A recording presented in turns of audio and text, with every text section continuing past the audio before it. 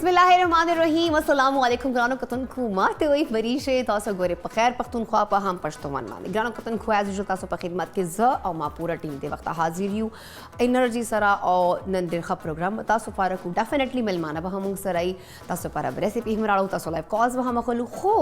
जमचे एवा दड़े खुशहाली खबर चक मा पारा खैर टोलो मा शुमानो पारा बई टोलो खलको पारा बई जकचे सबा मुजा ईद उल अज़हा चकम दा सेलिब्रेट खुबा और पूरा पाकिस्तान शब ईद यू ज़ाहिरी खबर हर कुछ तैयारियां स्टार्ट दी जोर शोर सरा हर माशूम तैयारियां की अवल में मुझम देर ज़्यादा तैयारियां कवल उस लग सरा मतलब यू नो तरी तो वाख वाली दिन अगर मुझा वाख अखले पखले के लग बिजी हुआ सहर वक्ती वक्ती दा कुर्बानी तैयारी रवानी ब्याह कुर्बानी वाख राशि ने ब्याह कटकवनों के लगे मसरूफ यू नो पूरा वरज ममदा से पावाल वरज मान खुमदगा वाखी दी अमदगा यू नो कटकवन दी खुग्रानो का तुनको बस दादा छे खुशी ठोलो सरा मनाओ को कोशिश था को कसब मुझे खपले खुशी चे आगा खलक हम लग इन्वॉल्व कुछ कम ईद आगा से नसी सेलिब्रेट का वाला है कतन को ना सिर्फ वो तक कुर्बानी वाह खबर वास्ता हो बल्कि आगा चकम माशुमान दी चकम मुझे माशुमान तगूरी लगा हसरत निगाह सर खल को तगूरी नो अगा माशुमान हम लग एहसास कवे खपल चकम इर्द गिर्द चोर हम खलक दी चकम इस्तात न लरी चोक ज़रूरतमंद खलक दी नो बराए मेहरबानी खपल माशुमानो लग सदका वर के वो माशुमान होता लग चाहता कपड़े वाखले लग बड़े बड़े तोहफे खल को तवर के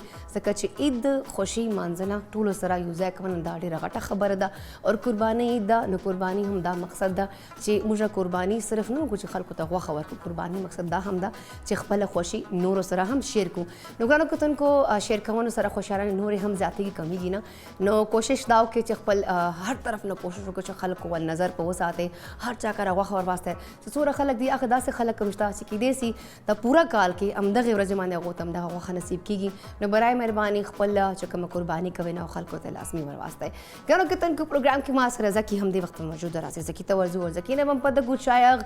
ई तैयारी कंप्लीट करे दा औकन और कुर्बानी बकई उगल कचे जकी करीब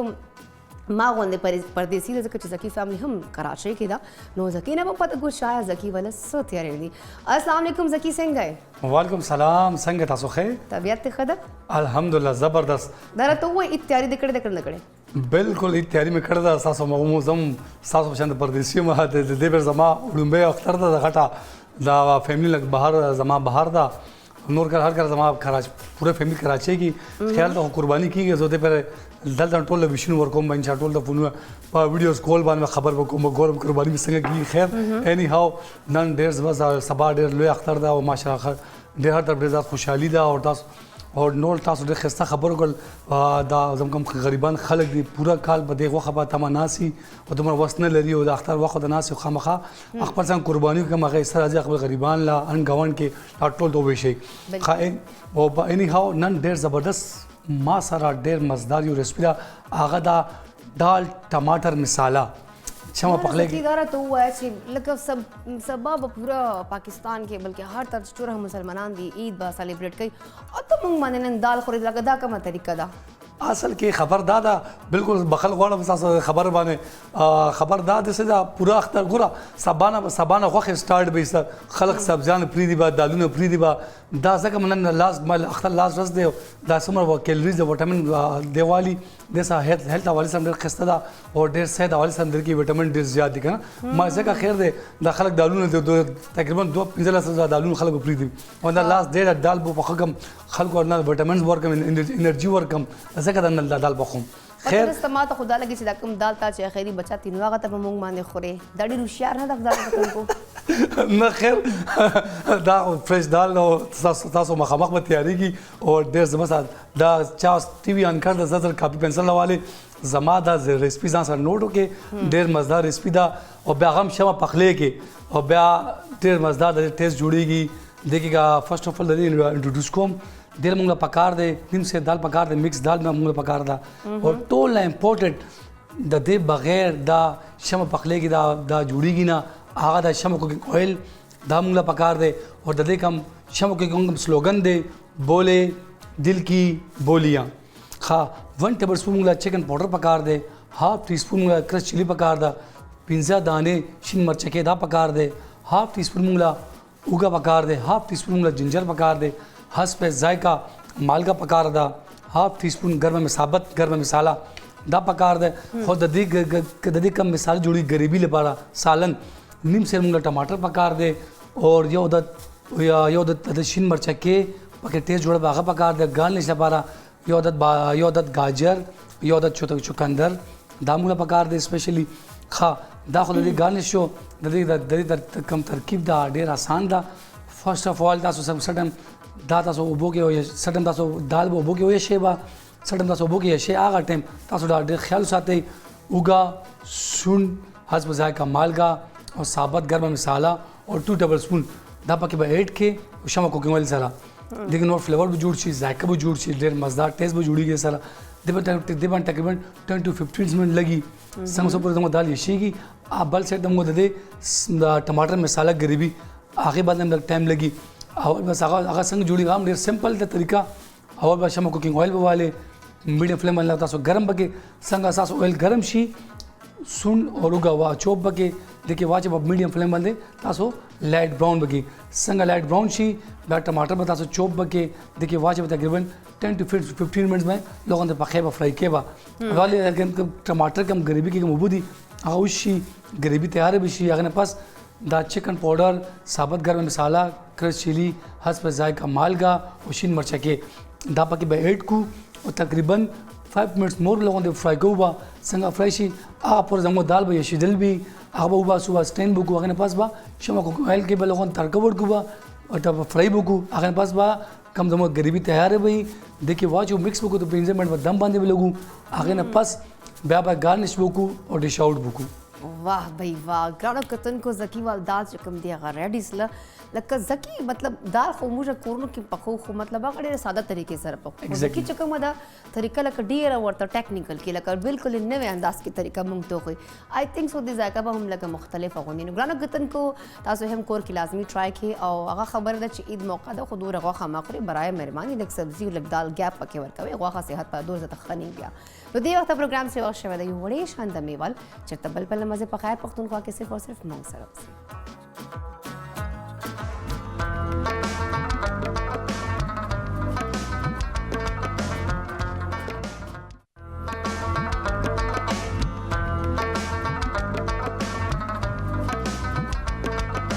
ग्रानो कतन को यो जलबिया तास्ता बखैर पख्तूनख्वा के हर कले वयम ग्रानो कतन को सहर वक्ती टाइम दा जकी लग्या दा अखले पखले कई और सहर वक्ती जैसे चाय नो उसको नुमाता ख्वन ना के जब मा माइंड न कलो कि ग्रानो कतन को मुंग सरा मस्त तकड़े दा जीरा प्लस बिस्किट्स और द जीरा प्लस बिस्किट्स दादा चवाई जीरा प्लस बिस्किट सरा चाय का मजा हो जाए दोबाला गुफ्तगू का चाय का प्लस है जीरा प्लस दा खस्ता करारा और ढेर मुनफरिद गोंदे वाला जायका दा नो चाय सरा लाजमी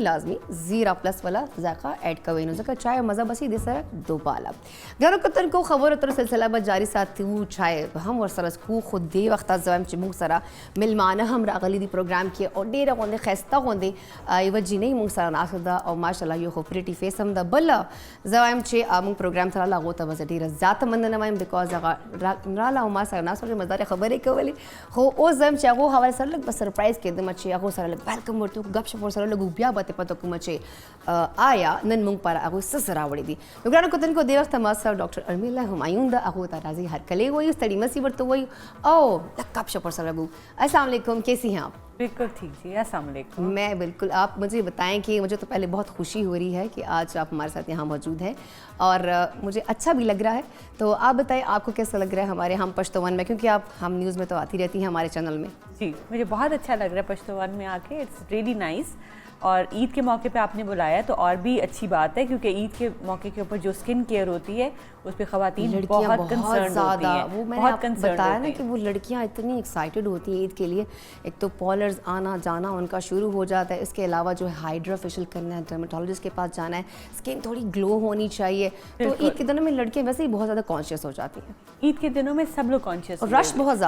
बहुत ज़्यादा होता है लेकिन हम लोग यही लोगों को समझा रहे होते हैं कि आखिरी दिन तक इंतज़ार ना करें क्योंकि वो लास्ट डे तक कहते हैं कि हमने आखिरी दिन करवाना है। मैं कहती हूँ स्किन अच्छी लगती है ना, अच्छी लगती है, लेकिन स्किन के जो प्रोसीजर्स होते हैं वो हम अगर 2-3 दिन पहले करवा लें तो वो बेहतर होता है, क्योंकि छोटा मोटा कोई रैश या रेडनेस आ जाए तो फिर वो ईद आपकी ख़राब हो जाती है। तो इस वजह से हमेशा कहते हैं कि आप अपनी जो भी प्रोसीजर्स हैं वो 2-3 दिन पहले कंप्लीट करवा लें। और ये भी होता है स्किन एग्जैक्टली, और जो आप फेशियल्स वगैरह लेते हो, जो आप स्किन केयर करवाते हो रूटीन में, तो वो 2-3 दिन के बाद उसका इफेक्ट ज़्यादा अच्छा आता है। उसके बाद एग्जैक्टली उसका इफेक्ट बहुत अच्छा आता है। और अगर खुदा न खास्ता कोई रैश होगी, क्योंकि गर्मी बहुत है तो फिर आपने थोड़ी केयर का टाइम मिल जाता है। और प्लस इस बकरा ईद में तो आपको पता है सब लोग बाहर जा रहे हैं, ये आखिरी 2-3 दिनों में आपने बकरे की भी शॉपिंग करनी है और स्किन का भी ख्याल रखना है, तो फिर टू मच हो जाता है खवातीन के लिए। आपकी खवातीन का पूरा दिन ईद वाला किचन में गुजरता है, तो वो इतनी हीट लगती है चेहरे पे कि मैं कहती हूँ सारी तैयारी सेंसिटिव भी हुई होती है थोड़ी वो सी, सारी तैयारी फिर खराब हो जाती है, सेंसिटिव हुई भी होती है। तो बेहतर होता है कि जो बड़ी ईद है उसके ऊपर आप कोशिश करें,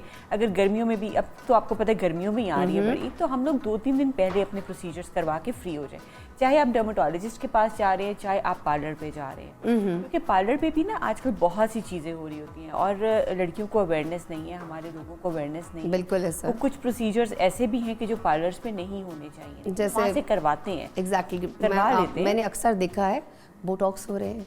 लिप फिलर तक हो रहे हैं वहाँ पे, इवन कि ये फाइन लाइंस हटाने के लिए भी फिलर्स हो रहे हैं, हालांकि ये तो प्रॉपर डर्मेटोलॉजिस्ट ही कर सकता है ना? ये तो डर्मेटोलॉजिस्ट लेकिन वहाँ जो उनको एक्सपीरियंस नहीं होता, लेकिन वो फिर स्टिल इस चीज़ को प्रैक्टिस कर रहे हैं। वो इस चीज़ को प्रैक्टिस कर रहे हैं। मैं चाहूँगी कि इस पे ज़रा हमारी लड़कियों को आप ज़रा गाइड बिल्कुल, करें। देखिए जो आवाम है ना वो बड़ी सिंपल होती है, उनको लगता है कि जो एडवर्टीजमेंट में आ रहा है या जो ये लोग बता रहे हैं वो बिल्कुल सच और सही है। तो कुछ चीज़ें हैं जो आप पार्लर पे करवा सकते हैं, जैसे आप हेयर कट करवा लें, आप कलर करवाएं अपने बालों को, ब्लो ड्रायर करवाएं, आपने अगर आईब्रोज करवानी है शेप अप, ये चीज़ें आप करवा सकते हो। अगर आपने वैक्सिंग करवानी है आप करवा सकते हो, मेकअप करवाना है कराने, मेहंदी लगवा लें। बट जो आपकी स्किन केयर की चीज़ें होती हैं मेरे ख्याल में उसको आप रखें अपने डॉक्टर के लिए, क्योंकि आजकल इतनी एडवांसमेंट्स हो गई हैं कि आपके जो फेशियल हो गया, स्किन केयर हो गया, ब्लैक हेड्स की प्रॉब्लम हो गई, जो आपकी रफनेस होती है स्किन पे, इसको आपका डॉक्टर बहुत अच्छे तरीके से डील कर सकता है। एक सिंपल फेशियल एक डिफरेंट चीज़ है कि आपने सिंपल स्किन का हल्का सा हाइड्रेशन करा ली, लाइट सी मसाज करा लिया, कोई मास्क लगवा लिया, वो डिफरेंट बात है। लेकिन जो एक्नी वाली बच्चियाँ हैं या स्कूल गोइंग जो यूनिवर्सिटी स्टूडेंट्स हैं जिनका बार बार सन एक्सपोजर है, या ख़वातीन है जिनको रिंकल्स है या छाइयाँ हैं, मेलास्मा है, उनको चाहिए कि वो इस तरह के एक्सपेरिमेंट्स इस जगह से नहीं करवाएं। और कभी भी बोटॉक्स, फिलर्स, थ्रेड्स, ऐसी चीज़ें आपने अनऑथराइज्ड जगहों से नहीं करानी, नॉन मेडिकल जगहों से नहीं करवानी, क्योंकि उसमें प्रॉब्लम्स बहुत ज़्यादा हो जाती हैं। लेकिन असल में उनको थोड़ा सा ये जो प्रोसेस होता है या जो भी जो बोटॉक्स वगैरह करवाते हैं, तो वो उनको थोड़ा सस्ता लग जाता है पार्लर से, कि पार्लर में उनको थोड़ा ना वो चीज़ें थोड़ी सस्ती मिल जाती हैं। वो अदरवाइज मेरे ख्याल से तो ये अगर आप फर्ज करें बोटॉक्स कराती हैं तो वो तो पूरा स्किन की आपकी चेंज हो जाती है, लुक ही चेंज हो जाती है, आपकी आंखें कुछ छोटी कभी बड़ी हो जाती हैं, सम टाइम तो वो आपका ये आईब्रोज की सारी शेप खराब हो, जिससे आपकी आई थिंक सो पूरी ईद तबाह हो सकती है। पूरी ईद आपकी ख़राब हो जाती है अगर आपने सही जगह से नहीं कराया और इसकी एक प्रॉपर ट्रेनिंग होती है। हर कोई डॉक्टर भी ये चीज़ें नहीं करता, डॉक्टर्स में भी उनकी प्रॉपर ट्रेनिंग होती है इन चीज़ों की, और फिर वो ये चीज़ें कर सकते हैं, ऑथराइज्ड होते हैं। और आपको पता है कि बोटॉक्स वगैरह ये इंजेक्टेबल्स हैं। एग्जैक्टली, बोटॉक्स, फिलर्स, ये सारी चीज़ें इंजेक्शन प्रोसीजर्स हैं, इसको बड़ी सफाई से करने की ज़रूरत होती है, अदरवाइज़ इन्फेक्शंस बहुत ज़्यादा स्प्रेड होते हैं। और जो सिंपल चीज़ें आपको पता है सैलॉन्स पे हो रही हैं, जैसे हम लोग जाते हैं अपने मैनीक्योर और पेडिक्योर के लिए जाते हैं, तो नेल इन्फेक्शंस इतने कॉमनली मैंने देखे हैं, ख़ास तौर पे जब रश के डेज़ होते हैं, जब बिजी डेज़ होते हैं, जिस तरह शादियों का सीज़न है या ईदों का मौका है, तो बहुत ज़्यादा लोगों का रश होता है। तो स्टरलाइजेशन का वही जो है चीज़ें इस्तेमाल हो रही होती हैं, वही इंस्ट्रूमेंट उनको बार बार इस्तेमाल की जा रही है, सफाई का उनके पास टाइम नहीं होता, बिल्कुल टाइम और नहीं डीज मिलता, लगा दी जाती और है। वही चीज़ जो है आपकी जब नेल के अंदर एक दफ़ा इन्फेक्शन हो जाती है, फिर उसको ट्रीट करने के लिए जो दवाइयाँ आपको खानी पड़ती हैं वो आपके लिवर को डैमेज करती हैं, आपकी सेहत को डैमेज करती हैं। तो ये तमाम चीज़ें ऐसी हैं कि हमारे ऑडियंस को, हमारी ख़वातीन को ज़रूर अवेयरनेस होनी चाहिए, ताकि वो अपने बच्चों को, बच्चियों को, अपने जो दोस्तें हैं उनको भी ये सब चीज़ें समझा सकें। लेकिन डॉक्टर साहिबा हमारे यहाँ ये है ना कि जब ईद आती है तो बहुत सारे सैलून्स पहले ही वो इतनी डील्स लगा देते हैं कि भाई हर बंदा कहता है बस इतने से, अगर 5000 या 6000 में तो मैं इसमें फेशियल भी करवा लूँगी, मैं इसमें हेयर कट भी करवा लूँगी, तो बहुत सारा कुछ हम एक टाइम में मतलब 6000 या 7000 या मैक्सिमम 8000 में, तो वो उस चीज़ को अवेल करना चाहते हैं। वो अवेल करना चाहती है। लेकिन मैं एक चीज़ कहूँगी कि आप आपकी स्किन से ज़्यादा कीमती और कोई चीज़। एग्जैक्टली सबसे इम्पॉर्टेंट चीज़ आपकी अपनी सेहत और आपकी स्किन है, क्योंकि स्किन अल्लाह ताला ने एक दफ़ा दी है, ऐसा ही है। और अगर एक दफ़ा ख़राब हो गई तो वो बाद में स्किन नई वहाँ पे हम लगा सकते हैं। जो लोग समझते हैं ना कि डॉक्टर साहब इसको अब उतार के नया, वो चीज़ नहीं हो सकती है। फिर अगर डैमेज हो गया तो डैमेज इज़ फॉर एवर। उसको रिपेयर करने में जितना आपका मेंटल सुकून ख़राब होता है, आपके पैसे लगते हैं, एनर्जी लगती है, वो फिर आप कुछ जो केसेस अगर कभी मौका मिला तो दिखाएंगे कि जो रूइंड केसेस हमारे पास आते हैं, ख़राब हुए केसेस आते हैं, फिर हम उनको ठीक करते हैं। उनको ठीक करने में बहुत टाइम लगता बहुत होगा। टाइम लग जाता उस टाइम में वो कॉम्प्लेक्स का शिकार होते हैं कि मतलब बिल्कुल। जहाँ जाएंगे तो अब ये मेरा फेस ये क्या हो गया। और लड़कियां लोग तो बड़ी सवाल sensitive करते होती हैं, हैं। लोग पूछते हैं Exactly. ये क्या चीज़ हुई हुई है, ये क्या चीज़ हुई हुई है। तो बात ये है कि आपकी स्किन से ज़्यादा की, मैं ख़वातीन को कहती हूँ कपड़ों पे कम स्पेंड कर लें, ज्वेलरी पे कम स्पेंड कर लें, लेकिन अपनी स्किन के ऊपर कॉम्प्रोमाइज़ मत डाइट करें। पर और स्किन पर बिल्कुल अपनी जो आपको जनरल खाने हेल्थ पीने है, पे बिल्कुल, पूरा जो करना आपकी चाहिए। जनरल हेल्थ है, जो आपकी फिजिकल हेल्थ है, जो आप खाते पीते हैं वही आपकी हेल्थ बनती है, वही आपकी स्किन बनती है। एक उसके ऊपर आपने कॉम्प्रोमाइज़ नहीं करना, और एक अपने स्किन केयर के ऊपर कॉम्प्रोमाइज़ नहीं करना। अच्छा, और मेरा माशाल्लाह आपकी स्किन बहुत अच्छी है। आपकी अपनी क्या रूटीन है? मतलब Very सुबह much. सवेरे उठ के आप क्या ऐसा करती हैं जिससे आपकी स्किन बड़ी फ्रेश है? मैं चाहूँगी ज़रा अपनी रूटीन भी हमारे साथ शेयर करें। देखिए, एक जनरल एक हेल्दी रूटीन होनी चाहिए स्किन की। वो ये होती है क्योंकि हम लोग डर्मेटोलॉजिस्ट हैं, हमारा एक्सेस चीज़ों को बहुत आसानी से है, तो हमें कोई ये एक ऐसी चीज़ नहीं है कि मैंने हर महीने ये करना है, हर हफ्ते ये करना है, इस तरह का हमारा प्रोटोकॉल अगर नहीं भी है तो हमें जब भी मौका मिलता है हम कुछ ना कुछ करते हैं। लेकिन एक बेसिक जो स्किन केयर, एक हेल्दी स्किन रूटीन, वो ये है कि आपने मॉइस्चराइज़र ज़रूर इस्तेमाल करना है। जैसे ही आप सुबह उठें, अपना फेस जब आपने वॉश किया है, क्लीन किया, अपना मेकअप अच्छे तरीके से क्लीन करें, रात को कोशिश करें, और अपनी स्किन को मॉइस्चराइज रखें। बेहतरीन मॉइस्चराइजर्स अवेलेबल हैं, एज रिलेटेड मॉइस्चराइजर्स अवेलेबल हैं। सबसे अच्छी बात, देखिए 30s के लिए अलग मॉइस्चराइजर्स हैं, 40s के लिए अलग मॉइस्चराइजर्स हैं, और 40+ के लिए जो मेच्योर स्किन है उसके लिए अलग मॉइस्चराइजर्स हैं। उसके बाद आपके पास एक विटामिन C सीरम ज़रूर होना चाहिए जो आपकी स्किन को नरिश करे और आपको कोलेजन बूस्ट करे। इसके अलावा हाइलुरोनिक एसिड, अगर फाइन लाइंस का मसला है अराउंड द आईज, फोरहेड पे या कॉर्नर्स ऑफ लिप पे, तो वहाँ पे हाइलुरोनिक एसिड के बड़े अच्छे सिरम्स मिलते हैं, वो यूज़ करें। ये आपकी रूटीन होनी चाहिए। सन ब्लॉक, जो हम लोग अक्सर भूल जाते हैं या उसको बहुत लाइट लेते हैं, बिल्कुल आपके मेकअप के अंदर सन ब्लॉक इम्पॉर्टेंट है। आजकल सन ब्लॉक मेकअप की फॉर्म में, फाउंडेशन की फॉर्म में मिलता है, और मैं अपनी जो मेरे पास आती हैं लेडीज़ और इवन लड़के भी जो आते हैं उनको भी हम बताते हैं कि आप कौन सा सन ब्लॉक लगा सकते हो। जेल की तरह का सन ब्लॉक जो बिल्कुल दिखता नहीं है, पसीना नहीं आता उसके साथ, ड्राई टच वाला sun block, powdered sun block, और इवन टिंटेड सन ब्लॉक जो कि आपका एज अ मेकअप आप इस्तेमाल कर सकते हो। ये आपकी रूटीन होनी चाहिए गर्मियों में, सर्दियों में, दोनों सूरतों में। और इसके अलावा रात के टाइम ख़वातीन जो है, अगर आपकी मेच्योर स्किन है, एजिंग हो रही है, ओपन पोर्स हैं, तो आप रेटिनॉल यूज़ कर सकते हैं, एहतियात के साथ रेटिनॉल यूज़ कर सकते हैं। इसके अलावा विटामिन कैप्सूल्स आते हैं जो मल्टीविटामिन के कैप्सूल्स होते हैं जेल फॉर्म में, जिसको आप फेस पे अप्लाई कर सकते हैं, जो कि आपको नरिश पूरी रात नरिश करते जो हैं। आप कैप्सूल्स की बात करें वो भी आप रिकमेंड करेंगे? हम तो recommend करते हैं, क्योंकि मोस्टली लड़कियां फिर वो सेल्फ मेडिकेशन खुद से कर रही होती है, ऑनलाइन ऑर्डर करवा रही होती है, और डिफरेंट मल्टीविटामिन्स लेके फिर डिफरेंट प्रोडक्ट्स लेके वो स्किन पे अप्लाई कर रही होती है। आई डोंट थिंक सो कि ये ठीक सही ये ठीक चीज़ नहीं है, क्योंकि देखिए एक दफ़ा भी अगर आप डर्मेटोलॉजिस्ट को दिखा लोगे, वो आपको बता देगा what exactly do you need, फिर आप वो अपनी जो रूटीन है उसको आप कंटिन्यू करें। बिल्कुल। और अगर आपको 6 मंथ्स के बाद या साल के बाद दोबारा दिखाने की ज़रूरत है तो आप दिखाएं। अगर प्रॉब्लम स्किन है तो फिर हम डेफिनेटली ट्रीटमेंट्स बताते हैं। अगर प्रॉब्लम स्किन नहीं है तो फिर हम आपको एक रूटीन बता देते हैं अच्छी सी। आपका फेस वॉश कौन सा होना चाहिए, आपका स्क्रब कौन सा होना चाहिए, अगर आप बहुत मेकअप यूज़ करते हैं, आपका मीडिया से ताल्लुक़ है, एवरीडे स्किन के ऊपर मेकअप लगता है, तो आपने कौन सा मेकअप रिमूवर यूज़ करना है, ओवर ड्राई ना करे, स्किन में क्रैक्स ना आए, ये तमाम चीज़ें इंपॉर्टेंट है। और जिनको एक्जिमा होता है, आपको पता है बहुत सी खवातीन को एक्जिमा की शिकायत होती है कि वो कुछ भी प्रोडक्ट लगाएंगे इरिटेट होने लग जाएगा, आंखों के गिर्द इरिटेशन, आंखों में से पानी आने लग जाएगा। ये मेरा मसला है, मतलब कि I can not apply anything around the eye area, तो I have to be very careful. Still अभी अगर आप मुझे नोटिस करेंगे मेरी आईज में ना थोड़ा थोड़ा पानी आना शुरू हो जाती है। अगर आप काजल लगा दें या कुछ भी कर दें तो ऐसी सूरत में हम ऐसे प्रोडक्ट्स देते हैं जो बहुत जो सेंसिटिव स्किन के लिए होते हैं और आंखों के गिर्द लगाने से प्रॉब्लम नहीं होती। इसी तरह आपको पता है लोग लड़कियों को रोज़ेशिया डेवलप हो जाता है क्योंकि वो क्रीम्स यूज़ करती रहती हैं, मिक्स्ड क्रीम्स यूज़ करती रहती हैं दोस्तों के कहने पे, पार्लर वालियाँ भी दे रही होती हैं, अनऑथराइज लोग दे तो वो सारा चीक्स उनके रेड हो जाते हैं, उसमें skin ब्लड बहुत वेसल्स ज़्यादा उनकी sensitive हो जाती है। उसमें ब्लड वेसल्स आ जाती हैं, थिन हो जाती है, और कईयों को एक्नी भी होती है और साथ रोजेशिया भी होता है, मतलब दाने भी आते हैं और रेडनेस भी होती है। तो ऐसी सूरत में भी डिफरेंट प्रोडक्ट्स हैं ऐसे लोगों के लिए, बिल्कुल आप सही कह रहे हैं। Overly sensitive. अच्छा, ये चीज़ें मैंने बड़ा नोटिस किया ना, ये क्वेश्चन जो मेरी अपनी स्किन से रिलेटेड है, लाइक मोस्टली मुझे जो प्रोडक्ट्स है जिनमें खुशबू होती है, फ्रेगरेंस होती है, तो मैं वो जब भी अप्लाई करती हूँ मुझे सारी रात उससे ना गले में प्रॉब्लम शुरू हो जाती है। मेरा मतलब सुबह मेरी आवाज़ काफ़ी बैठी नहीं होती है, ऊपर से मुझे एलर्जी हो जाती है स्किन, क्योंकि आई डोंट थिंक सो कि मुझे कोई भी प्रोडक्ट सूट करता है, इसीलिए मैं रात को ये जो मॉइस्चराइज़र होता है मैं वो भी जिससे खुशबू आती है मैं नहीं इस्तेमाल लगाती। हाँ, तो ऐसे लोगों के लिए आप क्या रिकमेंड करेंगे? ऐसे लोगों के लिए जो प्रोडक्ट्स होती है ना वो फ्रेग्रेंस फ्री प्रोडक्ट्स अवेलेबल होती हैं, और इसके अलावा हम ऐसे लोगों को ये भी कहते हैं कि आप ओवरनाइट चीज़ें नहीं छोड़ेंगे अपने फेस के ऊपर। आपने लगाना है तो आप रात को लगा लें, डिनर टाइम पे लगा लें, और बेड टाइम पर आप उसको क्लीन करके सोएं ताकि पूरी रात ना लगी रहे। और दूसरी बात, जो भी आपका स्प्रे वाला प्रोडक्ट होगा उससे आपको ज़्यादा प्रॉब्लम होगी, क्योंकि जो पंप्स होते हैं वो क्या होते हैं कि वो एयर में भी जाते हैं और फिर आपके सांस में भी चले जाते हैं। तो आपने जो पंप्स वाले प्रोडक्ट है या जो स्प्रे वाला प्रोडक्ट है वो इस्तेमाल नहीं करना। आपने हेयर स्प्रेज या जो हेयर जो आजकल सिरम्स आए हुए हैं, हेयर स्ट्रेंथनिंग सिरम्स भी आए हुए हैं, वो आपने फिर इस्तेमाल नहीं करने होते। फिर हम आपको ड्रॉप्स की फॉर्म में ये तमाम चीज़ें देते हैं कि आपके नाक के ज़रिए से गले में ना जाए, क्योंकि फिर हे फीवर वाले जो पेशेंट्स हैं, मतलब जिनको बहुत ज़्यादा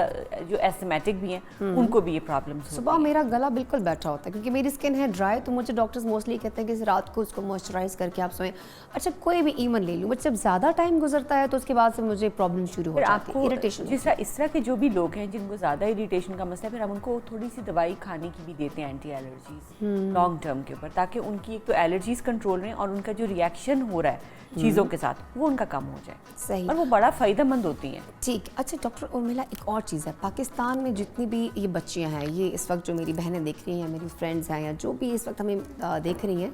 तो सफ़ेदी का रुझान बहुत ज़्यादा है कि हम वाइट हो जाए। और ईद के दिनों में नूरम स्पीना शुमाला का स्पीना स्पोगमेख कारमा ईद जिद टोलो नजर यू बल अंदाज मा स्किन टोलो ना ग्लो की, स्पेशली ईद के दिनों में अगर हम देखें तो हर वाइटनिंग फेशियल करते हैं, वाइटनिंग इंजेक्शन करते हैं, वाइटनिंग क्रीम्स दे दें, वाइटनिंग कैप्सूल्स रिकमेंड कर दें, वाइटनिंग क्रीम बता दें कि मैं बस गोरी हो जाऊं 2 दिन में। तो इसमें आपके पास कितने % जो है पेशेंट सिर्फ ये वाइटनिंग के लिए आते हैं, हालांकि स्किन उनकी अच्छी होती है, बहुत अच्छी स्किन होती है। मैं आपको सही बता रही हूँ, कई बच्चियों को, यंग लड़कियों को मुझे बैठ के काउंसलिंग करनी पड़ती है कि यू डोंट नीड, आपको ज़रूरत नहीं है, आपकी स्किन इतनी अच्छी होती है, सिर्फ आपको क्या चाहिए कि आप इसको बेहतर कर लो, ग्लो आपके ऊपर आ जाए, आपका टोन एक जैसा। और ये जो सफ़ेद रंग का एक क्रेज़ है ना, ये ख़त्म होना चाहिए, ये कॉम्प्लेक्स क्रेज़ ख़त्म होना चाहिए। और देखिए, अगर आपकी स्किन टोन एक जैसी है ना तो बहुत अच्छी स्किन लगती है। पैचेस नहीं होने चाहिए, छाइयाँ नहीं होनी चाहिए, उसके ऊपर फ्रेकल्स नहीं होने चाहिए, उस पर दाग धब्बे नहीं होने, ये अगर नहीं है तो फिर आपकी स्किन ज़बरदस्त है। और फिर हमें जो पाकिस्तानियों का ओरिजिनल जो अपना कलर है ना, वो बेहतरीन कलर है, बड़ा अट्रैक्टिव है हमारा कलर, लोग बड़ा पसंद करते हैं। जब फॉरेन कंट्रीज में अगर देखें तो बड़ा हमारा कलर पसंद किया जाता है। हम कोई भी रंग पहनते हैं हमें अच्छा लगता है, हम किसी भी तरह की, मतलब कि हम we can carry any colour, और हमारी स्किन अच्छी लगती है उसके साथ। और मैं तो लड़कियों को समझाती हूँ कि अगर थोड़ी डार्कर टोन भी है तो स्किन हेल्दी होना इंपॉर्टेंट है, ग्लो होना इंपॉर्टेंट है। ग्लो के ऊपर मैं नहीं कुछ कहती, लेकिन सफ़ेद के ऊपर मैं ज़रा थोड़ा सा अच्छा, मोस्टली लोग कहते हैं नहीं ना बस छोड़िए ना डॉक्टर साहब, हमें ये इंजेक्शन लगा दें। उनका मसला ये होता है कि वो पूरी फैमिली साथ आती है, एक्चुअली आपको पता है, पूरी की पूरी फैमिली साथ आ जाती है,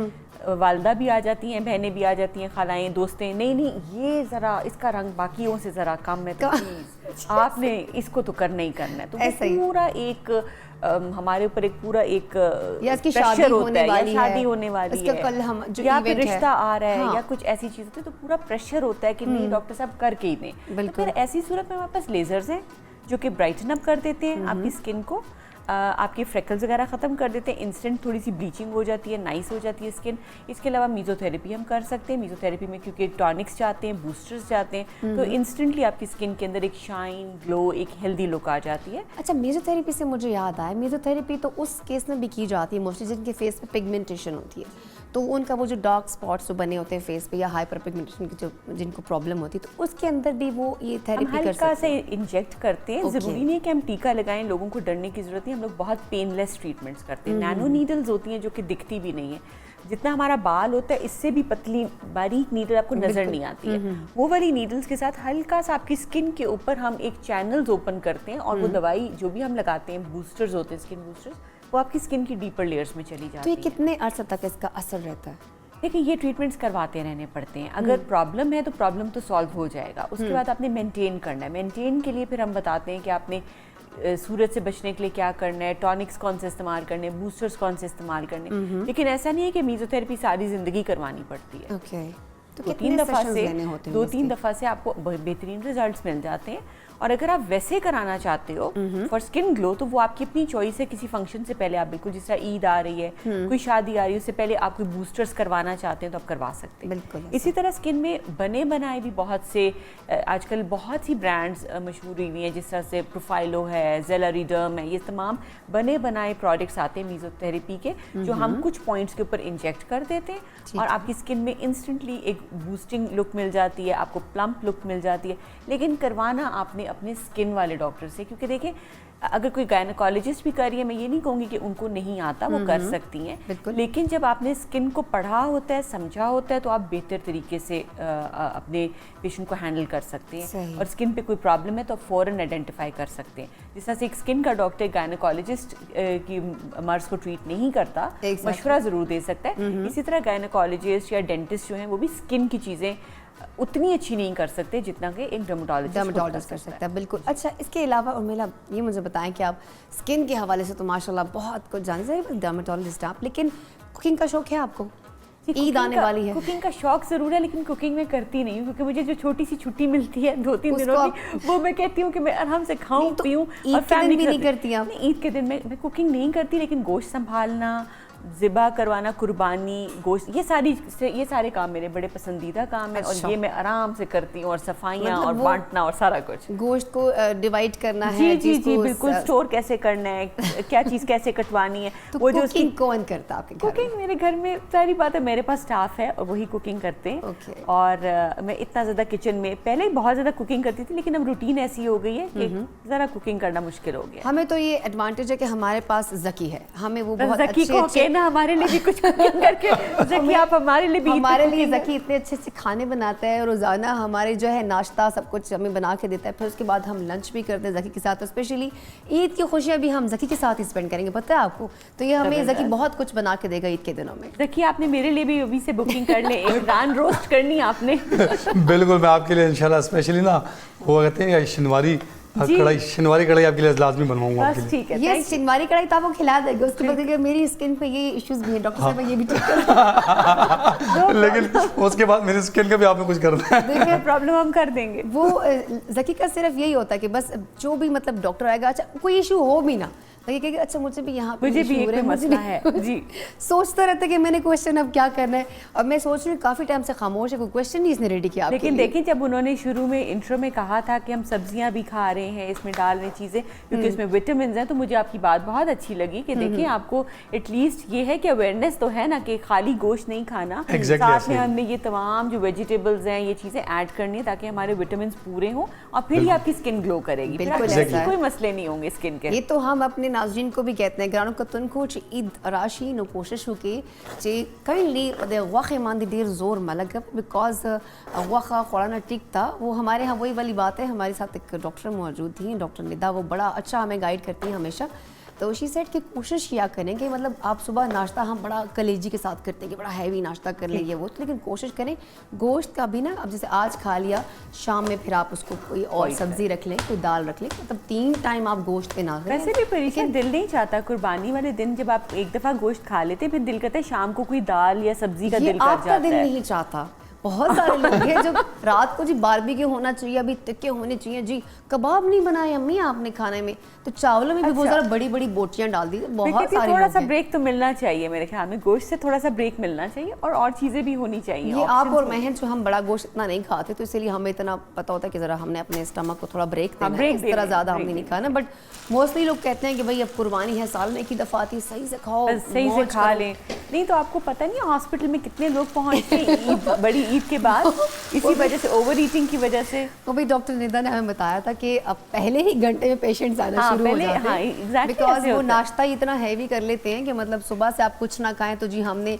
कलेजी के साथ नाश्ता करना है, हमने इसके साथ ये करना है, तो मतलब वो इमरजेंसी हमारी भरी हुई होती है। ईद के मौके पे डॉक्टर्स की ईद खराब इस वजह से हो रही होती है कि वो इतना ओवर ईट करके आ जाते हैं कि वो 3-4 दिन पे डॉक्टर्स उधर बिजी रहते हैं बेचारे। लेकिन देखिए मेरे ख्याल में बिल्कुल ऐसे खाना चाहिए जैसे रूटीन में आप खाते हैं, पार्टी करें अपनी फैमिली के साथ करें, लेकिन खाना बहुत ज़्यादा नहीं खाना चाहिए। वो होता है ना कि ग्रीडी होके खाने लग जाए, वो चीज़ ना करें, इत्तेदाल से खाएं। बिल्कुल, लेकिन नहीं, बहुत सारे लोग हैं जो कहते हैं बस अब मौका है तो खाया जाए, मज़ा लिया जाए, लेकिन गर्मी भी बहुत है ना। गर्मी भी बहुत, गर्मी ऐसी है कि आप एक तो मतलब इतना खाने को भी अब दिल नहीं करता, गर्मी बहुत ज़्यादा है। इसके अलावा लोग फिर भी अगर जिन्हें खाने को दिल करता है वो खुशनसीब है, क्योंकि मेरा खाने को बिल्कुल दिल नहीं करता इस मौसम में। एक तो थोड़ा सा ब्लड प्रेशर के लोग को इशू बहुत ज़्यादा हो रहे होते हैं कि यार गर्मी बहुत शदीद है, और हमें चाहिए कि हम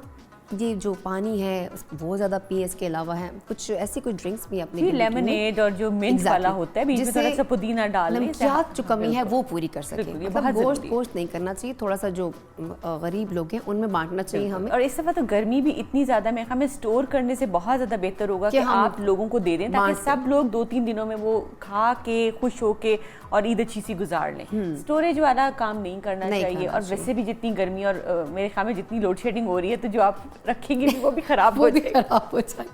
अच्छा डॉक्टर उर्मिला, एक और चीज़ है, अब ईद के दिन है तो अब हमारा मोस्टली, जब अगर मैं अपनी बात करूँ तो हमारी तो डेली हेयर स्टाइलिंग होती है, हेयर स्प्रे और साथ में जो है आयरन किए जा रहे होते हैं बालों के ऊपर, ये जी लगाया जाओ, ये स्ट्रेटनर इस्तेमाल हो रहे हैं। इस तरह बहुत सारी लड़कियाँ भी ऐसी कॉलेज यूनिवर्सिटी जाने वाली, तो वो भी बालों को डेली वो करती हैं, सुबह स्ट्रेट करना, फिर जाना, स्प्रे करना, हेयर वैक्स लगाना, तो बाल गिरना बहुत शुरू हो जाते हैं। और एक तो हमारी रूटीन भी बड़ी ख़राब है, हम रात को सोते भी इस तरह से, क्योंकि बालों के लिए भी कहते हैं कि आपका प्रॉपर सोना, आपकी डाइट बहुत मैटर करती है। तो इस पे आप क्या कहना चाहोगे? बाल गिरना शुरू हो जाते हैं, बालों की प्रॉब्लम वक्त से पहले बहुत स्टार्ट हो जाती है, बहुत सारे बच्चे हैं जिनके बाल सफ़ेद हो जाते हैं वक्त से पहले, तो इस पर आप क्या रिकमेंड करना चाहोगे? देखिए, एक तो जो आपने जो डैमेज बताया, जो रूटीन का डैमेज है ना, जो आप कह रहे हो हेयर स्टाइलिंग स्प्रेस के साथ या हीट के साथ, वो तो एक डैमेज है ही है। लेकिन उसके अलावा डाइट बहुत इंपॉर्टेंट, जैसे आपने मेंशन किया, क्योंकि लोगों के अंदर आयरन की कमी होती है, खून की कमी होती है, लड़कियों के अंदर खास तौर पे प्रोटीन्स की कमी होती है। वो डाइटिंग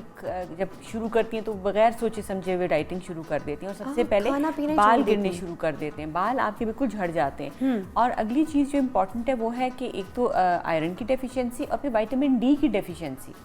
जितने भी लोग मेरे पास हेयर फॉल के साथ आते हैं, अगर हम विटामिन डी चेक करें और उनका आयरन लेवल्स चेक करें, तो दोनों में हमेशा,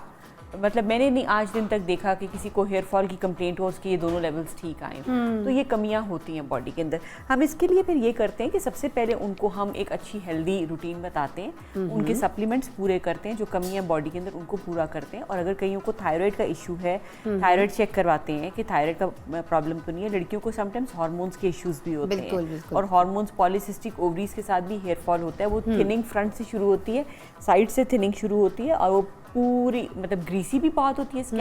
स्किन भी ग्रीसी होती है। और ऐसी लड़कियों को और कोई शायद रीज़न ना हो, लेकिन वो सिर्फ जो है वो हेयर लॉस हो रहा होता है बिकॉज ऑफ हार्मोनल इम्बैलेंस। तो फिर हम उनके हार्मोन्स को टेस्ट करवा के, अल्ट्रासाउंड करा के उनको उसके मुताबिक ट्रीटमेंट शुरू करते हैं। कई लोग जंप कर जाते हैं एकदम से PRP की तरफ। कल भी मुझे एक कॉल आई फ्रेंड की, वो लाहौर में थी और 17 ईयर्स ओल्ड बच्ची, और उसको डॉक्टर ने पहली जो मशवरा दिया वो ये दिया, आप बस PRP करा लें, कोई मेडिकल टेस्ट नहीं, कोई मेडिकल हिस्ट्री नहीं। तो उन्होंने फिर मुझे कॉल किया कि बताइए, तो मैंने कहा ये चीज़ें इंपॉर्टेंट है, पहले ये हिस्ट्री में सवाल पूछो बच्ची से, ये टेस्ट मुझे भेजो, and then we will start the treatment. क्योंकि हर जो हेयर फॉल होता है उसका जवाब PRP या मीजोथेरेपी या माइक्रो नीडलिंग ये चीज़ें नहीं है। बिल्कुल। तो आप ये चीज़ें डाइट पे फोकस करें, थोड़ा अपनी नींद पूरी करें, बिकॉज हमारा ये होता है कि पूरी रात हम जागते रहते हैं, और खाना भी हमारा उस तरह से होता है, खड़े खड़े ये बर्गर खा लिया, ये चीज़ खा ली, जंक फूड खा लिया, बिल्कुल हेल्दी नहीं, तो वो बिल्कुल आपकी ना स्किन के लिए, ना आपकी हेल्थ के लिए, ना आपके बालों के लिए सही है। अच्छा, मैं भी ना इस वक्त डर्मेटोलॉजिस्ट बनने जा रही हूँ।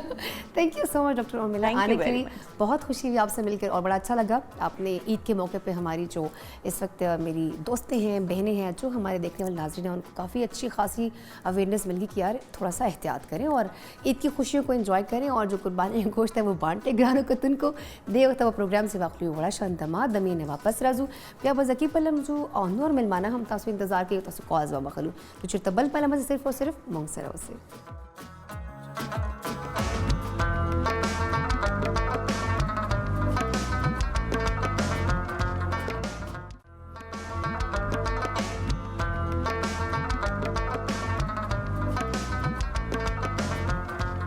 जी ګرانو کتونکو په خیر پښتونخوا کې ځلې بیا تاسو ته هر کلی وایو ګرانو کتونکو ما ته وایي پریشه ما خو تاسو پیژنو ما سره زکیم دا زکی لګیا د خلې پخلې کې نن ډېر زبردست مونږ ته لګیا د دالونه مالونه برابرې تیارې چې اټ لیست وایي چې تاسو سټمک نشي خراب چې تاسو صحت څه پرابلم نه شي لکه مورته لمه سبای د مونږ ته دالونه پخې خو خیر نه هاو د سره په پروګرام بعد کې زه حساب کتاب کوم دی وخت ما سره سټوډیو کې مونږ ډېر زوم چې قدرمن ډېر درون ملما دی وخت مونږ سره د حکیم سبحان الله صاحب جوائن کړیو او ظاهري خبر ده غټ عید ده لوی اختر ده لوی خوشحالیانې دي خلک لویه غوښه خوري نو راځئ حکیم صاحب نه د غوښې حوالې سره لږ نور هم معلومات واخلو او د پته وکړو چې آیا دا واقعي موږ پر ښه چا ده او که نه خو فلحال هغو ته هرکلی وي ستړي مسي ورته سلامونه سر وعلیکم السلام څنګه یې تاسو حکیم صاحب شکر خیر تاسو خیر میډم الحمدلله طبیعت خو ښه ده شکر الله پاک احسان دی بس ما ویله چې تاسو نن خپل پروګرام کې انوایټ کوو او دا خلک دي او دا عید موقع ده خوشحالۍ موقع ده ګرمي هم ډېره زیاته سخته ده او قربانۍ پر خلک ډېر ایکسایټډ دي او وایي به چې بس قربانۍ به کوو اصل چې حکیم صاحب زه وایم چې هغه قربانۍ ول چې کوم اصل مقصد ده که نه هغه اوس ډېر کم خلکو ته پاته شوی لکه ډېر کم خلک هغه لږ ذهن کې لري چې یاره دې اصل مقصد دا ده موسټلی خلک نن سبا دا دکھاوا شو آف سوشل میډیا باندې پکچرز لګونه چې مونږ خدا بکرا ده مونږ خدا میخه راوسې ده مونږ خدا ده نو تاسو زم چې اول په دې باندې لږ خلکو ته هدایت ورکړئ چې خدای ومونده څه مو تاسو ډرامې لګولې دي میډم اول د ټولو مخکې تاسو ډېره شکریه ډېره مننه چې تاسو خپل پروګرام ته بیا راوغوښتم او تاسو را خبرې شو چې بالکل تاسو صحیح وکړله قرباني نن سبا تر څو چې په فیسبوک باندې هغې سټیټس نه ورکړي یس ایگزیکټلی خلکو قرباني نه کیږي قرباني نه کیږي یا چې تر څو پورې بلکې داسې وخت کتري چې اکثر د یو قرباني درې سلور کسانو ورکړي نو قرباني هغه مقصد چې کوم دی هغه دې سره ختم شي کنه قرباني خو قرباني وته وي دکھاوا شو دکھاوا نه شو دا خو نه د اسلام دې سره نه کوي بالکل بل زیاتره یو بل لغم دی وخو د پاره خلک کی بالکل وغه خبره د مونږ موسی چې کوم ملمان راځي دا غوي چې درې میاشتې چلور میاشتې پنځه میاشتې پر ما خو بلکې سٹارټ کې دا ویلیو چې خلک باقاعده فریزر صفا کی چې کله د عید مقرره رواني نو هغه چاړې ماړې تیاری کیږي چې کم کټ کوونو پر 5 چاړې لکه ټوکا بګوشي هغه تیاری دا 13 خو سٹارټ شي خو ورسره فریزر هم صفا شي فریزر سره هم صفا شي او شاپر هم راشي کورته پر هم راشي دا خنه کنه ګور لکه پوخا به خلکو مخبل چې کلی کې قرباني وکړو به درې سه به او یس دا خپل شو دا د خوند خورلنو شو دا د الله په نامه شو با درې سه به شو په غزه باندې اول به د خدای په نامه به ورکړه دا بل به خوند خورلنو ول ورکړه دا بل ځان په وړول به کور کې به استعمال شو آفتا 10 ورځې یا دا شم به استعمال شو اوس خو پترې چې تر کوم وخت پورې چلیږي یو خلک چې هغه چيلې کنه پورا فریزر ته لاړ شي بالکل هغه لاړ شي کني قرباني خو لګ ګور دا خو لکه د هغه چاره پاره چې کوم غریبانان دي د شاوس لکېږي زب اوس خلک بداسي چې هغه کالو سره غوخه خولې شي سبا داسې هغې سره په اختر ته پته مې ایگزیکټلی غریب بناست چې کدی سي دا مور کور ته غوخه راشي هغه انتظار کوي دغه او دغه ورځې باندې هغه ته غوخه ملاوي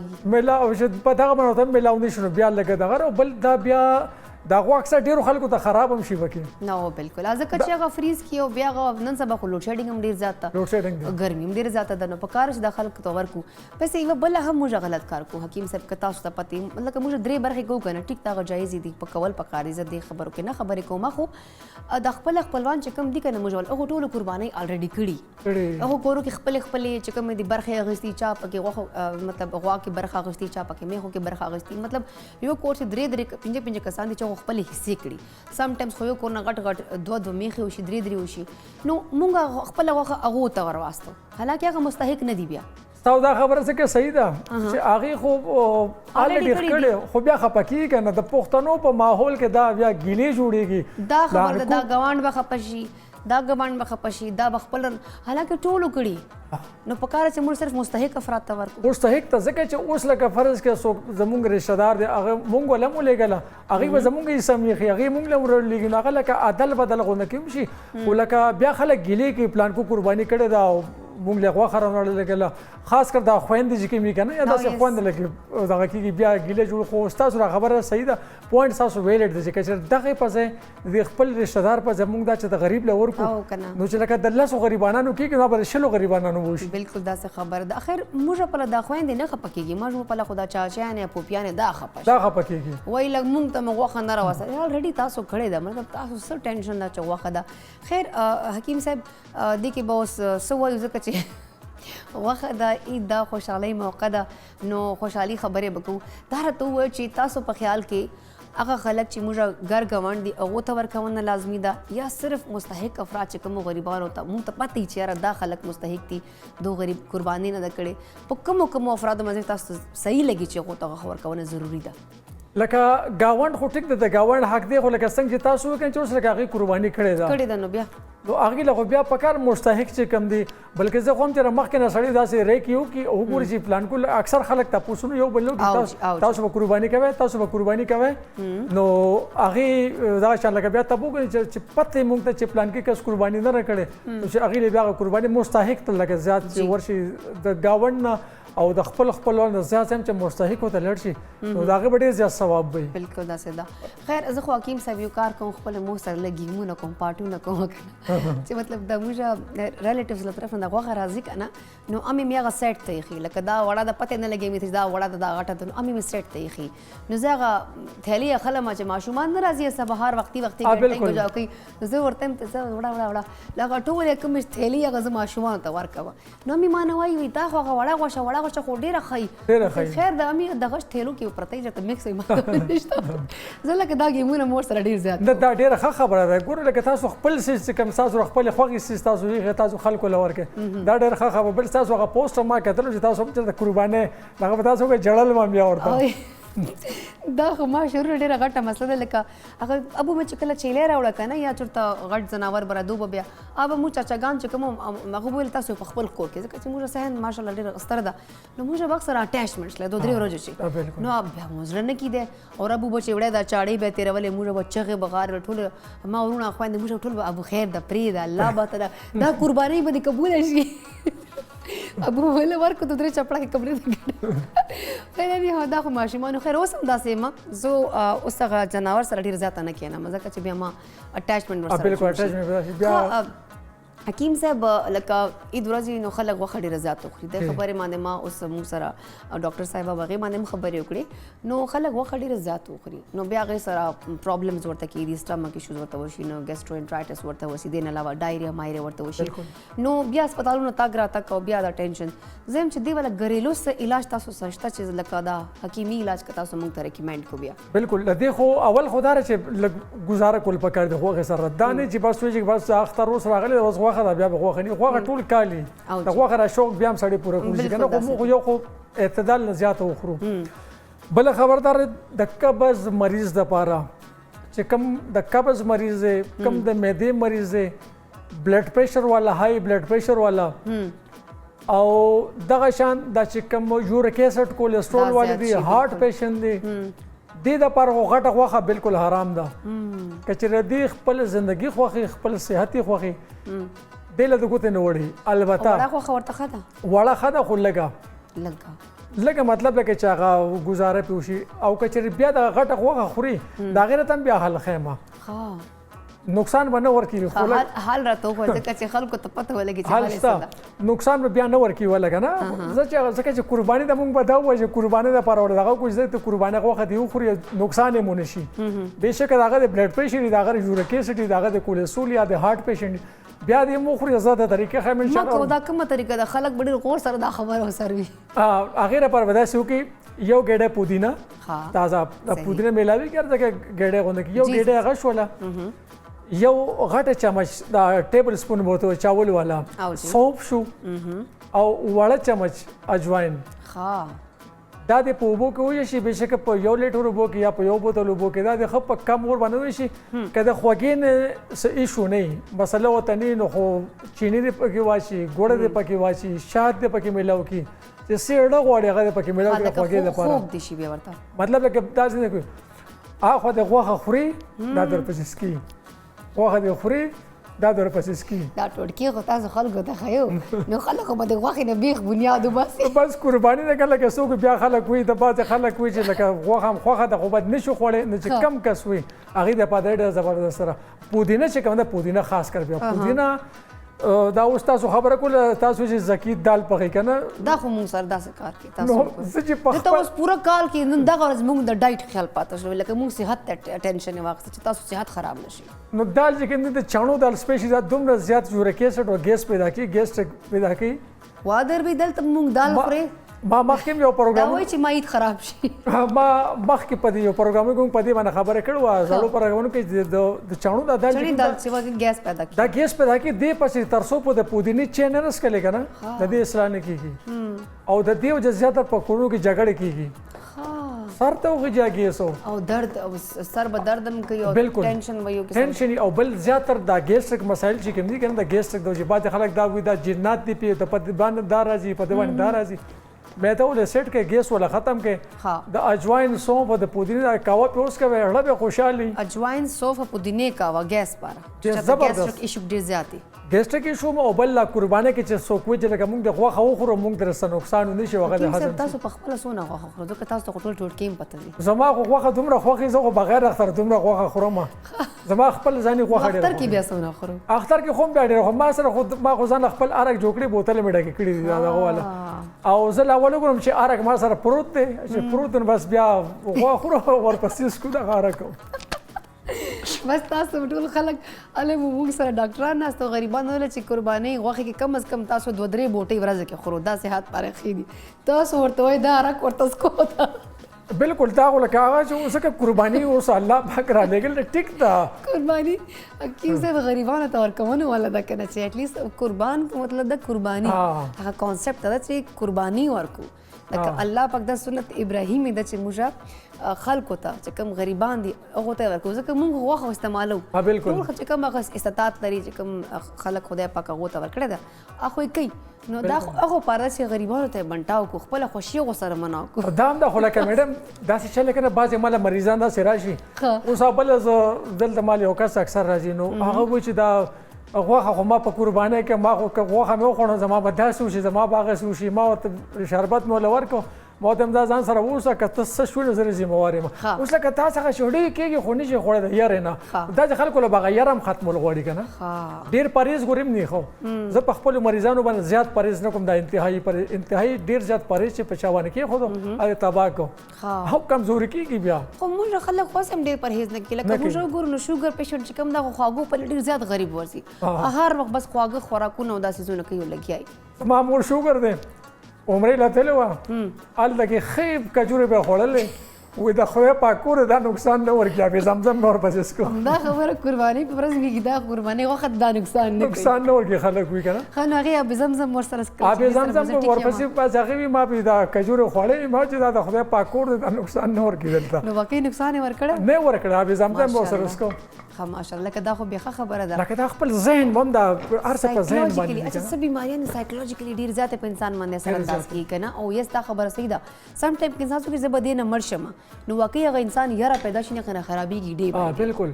دا واقعي سایکولوژیکلی تاسو خبره وکړه دا خو ما خپله دې باندې ایکسپیرینس هم شته په دې باندې خیر اني هاو ډاکټر صاحب لکه دا راته ووایو چې نیم داسې خو بیماریانو نه به کم سیټ ته شو لکه چې کوم ټیک خلک دي کوم هیلدي خلک دي هغو ته څونه غوښه خوړل پکار دي عید موقع باندې لکه 3 ټایمه غوښه به خوړل ورته پکار دي 3 ټایمه خو نشي خوړی لکه دومره پکار ده که نه چې لکه څومره هغې برداشت کولی شي او خاص کر دا زما ریکویسټ دی ټولو خلکو ته چې د اوس نه پودینه ځان سره کېدی پودینه شنه پودینه سم ښه ده او خاص کر کچې اجواین سوم چاته نه میلګي پودینه خورځه کې میلاږي د پودینه چټنی ټکاوي او ورسره خوري نو مزه هم کې صحت به سره بروغ او لاول خو غوښه پکا د چې په اندازه وخوري د څومره خوري لکه دی خو بل دا غلاول ډیر زیاتی باځه خړه کې کنه هغه بس تاسو کچا پکا غونډه کې پخه کې نو هغه بیا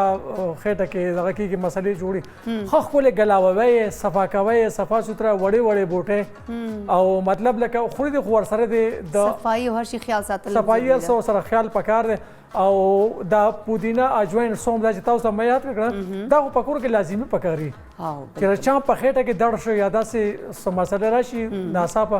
دا په کور کې دی بېشکه دا د په اوبو دا د ویه شي په فریج کې کېدي غټ بوتل 1.5 لیټر ولا لیټر ولا دا جوړ کړي په فریج کې کېدي او دا چې کله هغه لکه بعضې خلک د کولډ ډرنک د بغیر نه خوراک کې نه هضمي دا کولډ ډرنک شو خدای کولډ ډرنک زبردست جی تھینک یو سو مچ ډاکټر حکیم صاحب یو جهان من تاسو پروګرام کې رااله ډېرې مفیدې مشورې مو خلکو ته ورکړې ځکه چې ما هم دا ویل چې اول مې خلک ویروه تاسو خلک بیا لږ موټیر شي تاسو غوښه خوړی شئ خو دغه چې کوم ده که نه دغه صوف او اجواین او د پودینې والا چې کوم د اوبه لازمي ورسره څکئ نو ایټلیسټ تاسو به خپل عید او خپلې غوښې مخې هر څه انجوای کوئ تھینک یو سو مچ جی تاسو راتګ پر جهانونه ګرانو کتونکو وخت شوی دی وړې شاندامې مال چې طبیعت لمونځ صرف او صرف مونږ سره اوسئ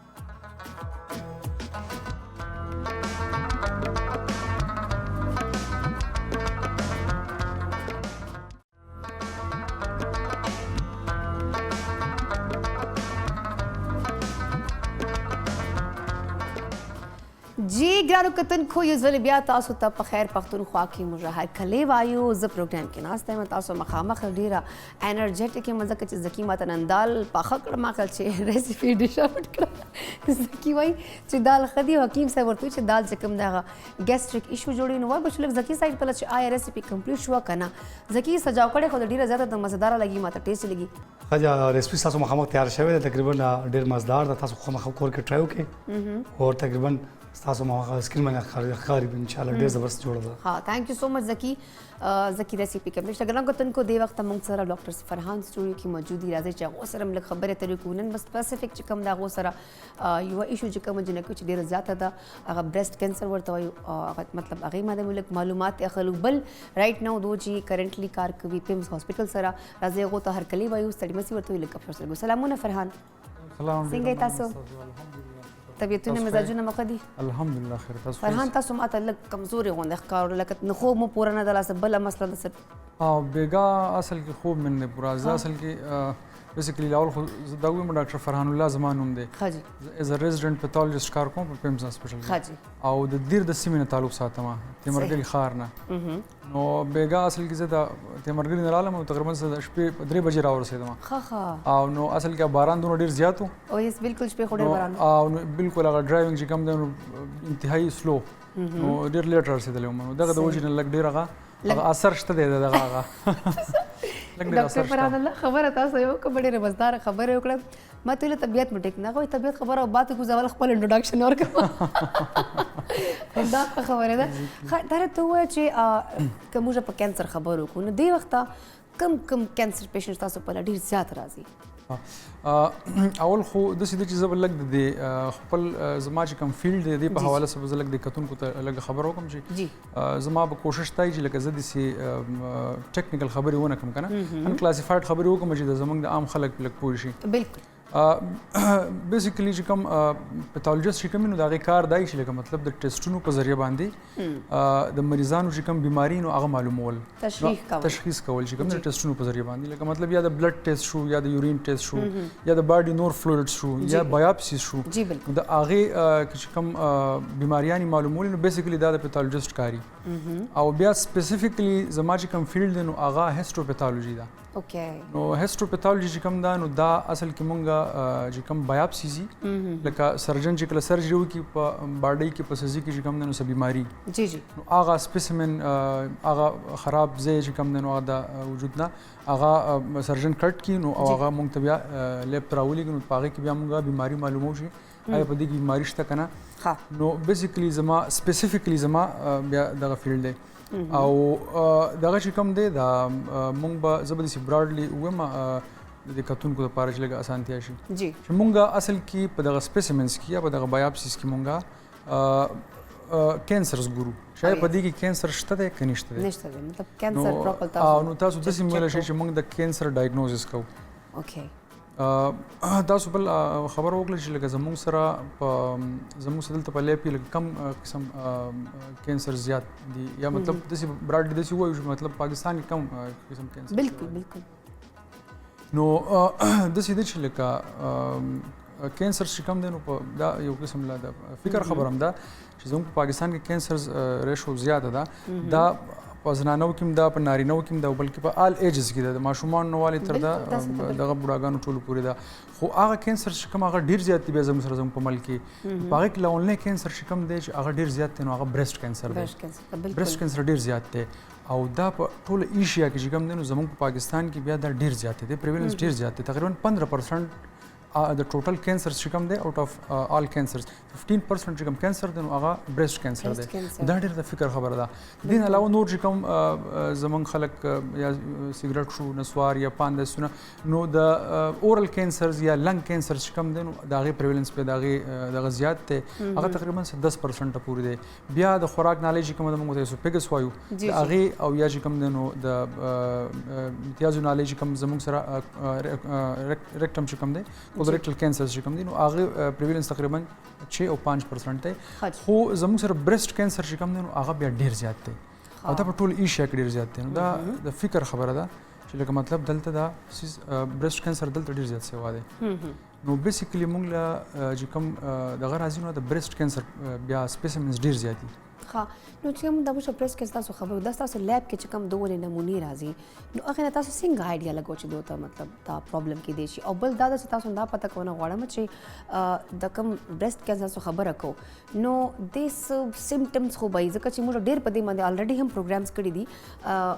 ډاکټرز راغلي او هغه هم دا ویل چې دغه چې پرابلم تاسو ته وشي نو په دې باندې باقاعده خپل ټیسټونه لازمي کول پکار دي هغه باقاعده ټیسټونه هم موږ ته ګایډ لاین راکړه چې دغه جنې ته پکار د خپل ټیسټ لازمي وکړي نو زه پتا سوم کدي باندې ک خپل پیمز هاسپټل حواله سره خپل لیب حواله سره کار کوي په دې رڼا واچو نو ډیره بخوشي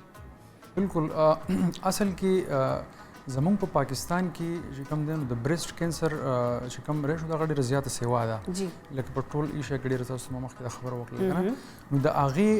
څه وجوهات دي چې هغه څه وجنو سیوا ده که نه نو اولنۍ چې کومه وجه ده نو هغه داسې چې لیک اف اویرنس لکه مطلب اویرنس هغه شان نشته دی او د دې برېسټ کینسر متعلق هغه شان ایجوکیشن نشته زموږ په دې عوامو کې که نه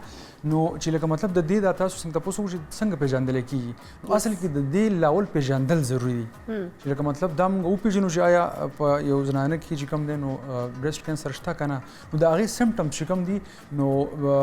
زه به داسې لږ په اسان الفاظو کې ووایم چې د عام خلک زموږ ولس پوه شي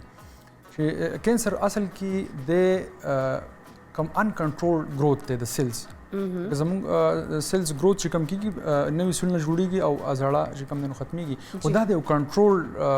دغه باندې کېږي سیسټم باندې کېږي چې کله دې سیسټم کې څه خرابي راشي مختلف وجې کېدای شي انټرنل فیکټرز یا انوایرمنټل یا جینیټک فیکټرز نو هغه چې کوم دی نو هغه مسایل جوړ کړي نو اوس پیژندل چې کوم دی نو چې کله د گروث چې کوم دی زموږ سره انکنټرول دي لاول خبردار چې زموږ سره به یو لمپ یا غوټه یا داسې څیز به ښکاره کېږي نو لاولنۍ داسې دی چې که فرض کړه څه غوټه وي په برېسټ کې دا لاولنۍ یو الارمینګ ساین دی وارنینګ ساین دی چې یاره زنانه ته اندازه وشي چې یاره لکه داسې څه مسله ده یا که چېرته د هغه د برېسټ په سکن کې څه چینجز راشي د هغې په کلر کې څه چینج راشي یا نیپل کې چې کوم دی نو د هغې سره ریټریکشن وشي د خپل ځای نه اخوا دېخوا شي یا د هغې نه څه ډسچارج کېږي داسې انیوژول ډسچارج چې لکه د ملک پروډکشن نه چې کله مور پی ورکوي ماشوم ته هغه نه چې نور داسې چې هغه انیوژول ډسچارج وي نو هغه څیزونه بل چې لکه کم هم انیوژول ورته ښکاره شي یا د منسټریشن او یا د پریګننسي نه علاوه چې انیوژول کم څونه هم چینجز دي نو پکار ده چې دا د دې ایگزامینیشن وشي د دې پراپر ایوالویشن وشي او څونه چې په وخت باندې وشي نو هغونه مریض ته زنانه ته هغونه ډېره زیاته فایده ورسي ښه دا خو واقع چې کم هم کینسر ده که څونه اول هغه ډایګنوز نو هغې علاج چې کوم دغه ممکن ده ادروایز که لیټ شي نو بیا نه کېږي ښه تا راته ووایه که فرض کوو علامات ټول شو شي یو ټیسټ کې پراپر چې کوم سکرینینګ کوم تاسو ټیسټ کوئ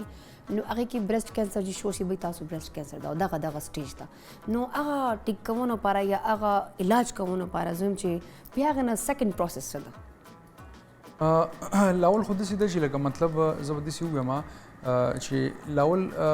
د زنانه لپاره پکار دی چې لکه مطلب اول سیلف برېسټ ایگزامینیشن وکړي چې لکه هغه زموږ سره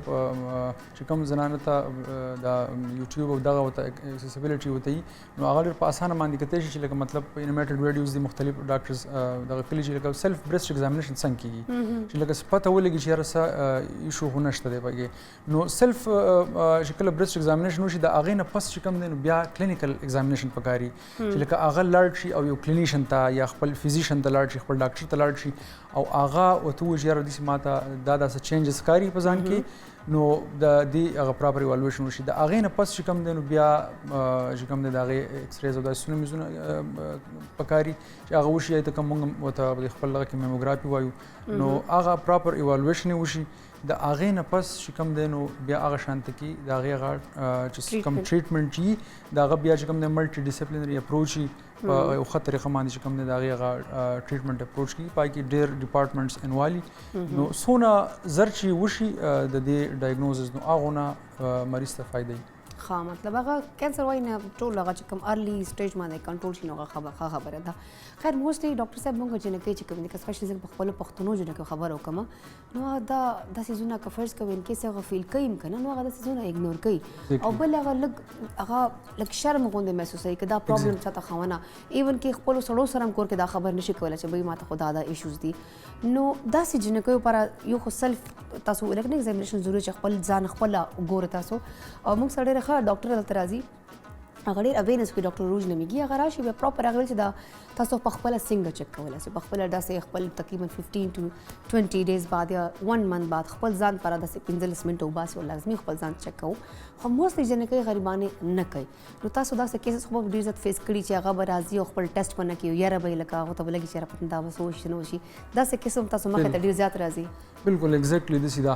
اصل کې په پاکستان کې زموږ په ملک کې دا بدقسمتي خبره ده چې دا ریشو سیوا ده د دې یوه ټول نه غټه وجه همدغه ده چې لکه زمونږ زنانه چې کوم دي خاص کر انمیرډ چې کوم دي نو هغه د حیا د وجې نه هغه ویلی نشي چې یاره دې څه چینجز دي ځکه چې کله خبره زموږ په دې معاشره کې سیکچولیټي ته شي نو هغه بیا ویل ډېر زیات ګران شي نو دا یو ډېر غټ فیکټر دی چې لکه زمونږ د مورټلیټي چې کوم ده نو دا سیوا ده تقریبا زمونږ پاکستان کې هر کال راوند اباوټ تقریبا 80,000 to 1 lakh دغه چې کوم دي کیسز رپورټ کیږي په هغې کې 50% 40 to 50% مورټلیټي ده لکه مطلب خلک تمري د هغې وجه هم دقه ده چې لکه زنانه چې کوم دی نو هغه وایي نه د حیا د وجې نه وایي او یا چې کوم دی خبره پټوي دا به ډېر غټ فیکټر دی نو زموږ په کار هم داسې دي چې لکه مطلب په سوسایټي کې اویرنس راشي او دا زموږ د پرنټ میډیا یا د سوشل میډیا په ذریعه باندې چې لکه مطلب کم زنانه شي نو هغو ته پته لګي چې یاره دا موږ له پکار دي لکه هر زنانه له چې کوم دی په میاشت کې یو پیر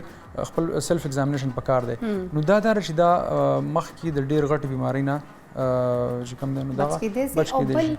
نه صرف پرنٹ میډیا الکترونیک میډیا بلکې سوشل میډیا ټولو ته پکار چې دا څیزونه لږ هایلایټ کړي په دې باندې خلکو ته لږ اویرنس ورکړي سپیشلی موږ ډاکټرز ته هم پکار ده چې مطلب فرض کوئ ان کیس کا چېرته جنې داسې راشي هغو ته څه ټینشن پرابلم وي لا داسې ګوټلۍ فیل کوي یا پین ورته کېږي یا څه بل تاسو وویل چې هغه انیوژل چې کوم ډسچارج کېږي نو هغې نه پس هغې ته پکار چې هغه خپلې پوره فیملی ته اویرنس ورکړي پوره فیملی ته خبر وکړي او ډاکټرز ته هم پکار ده چې هغه پراپر ګایډ کړي چې دې خبرې من ته یېرېږم دا ضروری ده دا چې کوم دا ډاکټر او پیشنټ چې کوم نه یو خپل هغه سیستم یا هغه ته سم پټول نه پکار نو هغه تاسو هم دې پر جوړی تاسو هم خلکو ته پراپر اویرنس ګایډ کوئ چې دا جنې ته راځي بالکل زموږ خو پاکستان کې د پینک ریبن په نوم باندې دغه شته دی نو خلک خو دغه کمپین کوي کوشش کوي چې لکه مطلب دغه اویرنس خور شي په دې دغه کې خو په کار هم دغه ده چې لکه مطلب په دې کې لکه د مریض خپل هم افرټس پکار دی چې لکه مطلب هغه کدي څه مسلې ویل پکار دي دویم بیا د هغوی د فیملی چې کوم د فیملی پکار دی سپورټ کړي مطلب هغه سپورټ ولور کړي هغه منټل سپورټ ولور کړي نور کوم سپورټ پکار چې هغه ولور کړي او بیا دریم چې کوم دی ډاکټر راشي نو ډیفینیټلی ډاکټر هم پکار چې هغه پراپر ګایډنس یې وکړي په هر لیول باندې د هغې د ډایګنوزز نه واله تر د ټریټمنټه پورې بیا افټر ټریټمنټ چې صحیح نو هغه ټول څیزونه ورته ډېر په کلیر طریقه باندې ویل پکار دي په دغه باندې موږ دغه څیز مخنیوي هم کولی شو ډاکټر فرحان الله په دې باندې ولې خبره کوو سپیشلی زه به تاسو ته هسپتال لږ خبره تر سره کوم خو فلحال پروګرام چې وخت شوی ده یو وړې شان د مې ورګنه کوتل کو چرته بل پلمه صرف او صرف موږ سره اوسه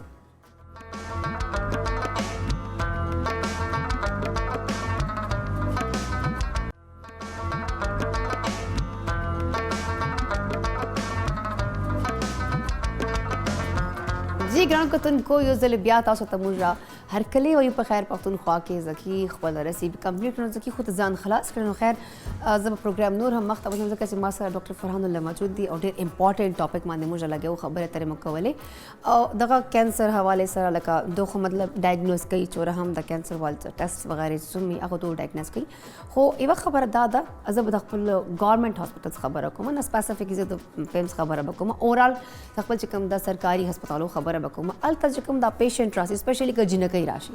او بیا که داسې رورل ایریاز نه راشي غریبان لکه کلو سایډ نه راشي او الته ورته ریکمنډ کړي چې بھائی تاسو اسلام آباد لاړ شئ هلته علاج وکړئ نو بیا چې غریبان اسلام آباد ته راشي نو دلته ډېره عجیبه غوندې هغو سره بیهیویري ځکه ما ډاکټر صاحب ته بار بار تاسو لږ پلیز ټول چې کوم ډاکټر حضرات دي هغو ته پکار چې هغه پراپر هغو ته ګایډ لاین ورکړي لږ اویرنس ورکړي نو موسټلی هغه ډېر زیات عجیبه غوندې رویه یې هغو سره نو زه به ډاکټر صاحب نه پته کوم چې آیا دا کول پکار دی که نه بیکاز دا ډېره عجیبه غوندې ده دا پوره سټل نه دا ډېر ټایم نه دا پریکټس کېږي نو زه به دونه پته کوم دو ماشاءالله ینګ دي ټالنټډ دي انرژیټک دي او دو چې راغلي دي تاسو ورسره خپل سروسز به عام عوام ته ډېر زیات ورکونه غواړم نو په دې من تاسو څه رایه لرئ